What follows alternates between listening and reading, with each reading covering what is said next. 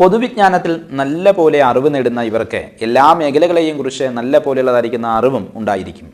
ഇനി അഥവാ വിദ്യാഭ്യാസം തീരെ കുറവാണെങ്കിൽ പോലും വിദ്യാസമ്പന്നരേക്കാൾ അറിവും ബുദ്ധിസാമർഥ്യവും കാര്യശേഷിയും ഇവരിൽ കൂടുതലായി തന്നെ കാണുവാൻ കഴിയും.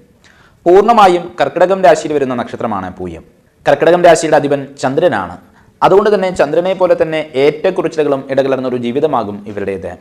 ഇവർക്ക് കുട്ടിക്കാലം മുതൽക്ക് തന്നെ ഏകദേശം ബാല്യകാലം മുതൽക്ക് തന്നെ കഷ്ടതകൾ ആയിരിക്കും അനുഭവത്തിൽ വരിക. ചെറുപ്പകാലത്ത് കുടുംബസംബന്ധമായിരിക്കുന്ന പരിവർത്തനങ്ങളും ചിലപ്പോൾ പരാശ്രയത്വവും ഇവർക്ക് നേരിടേണ്ടതായിരിക്കുന്ന അവസ്ഥയും വന്നു ചേർന്നേക്കാം. ഇങ്ങനെയൊക്കെയുള്ളതായിരിക്കുന്ന സംഭവ വികാസങ്ങൾ കൊണ്ട് തന്നെ ഇവർ ചെറുപ്പത്തിലെ തന്നെ സ്വാശ്രയ ജീവിതത്തിലേക്ക് അധികവും നീങ്ങുന്നതാണ്.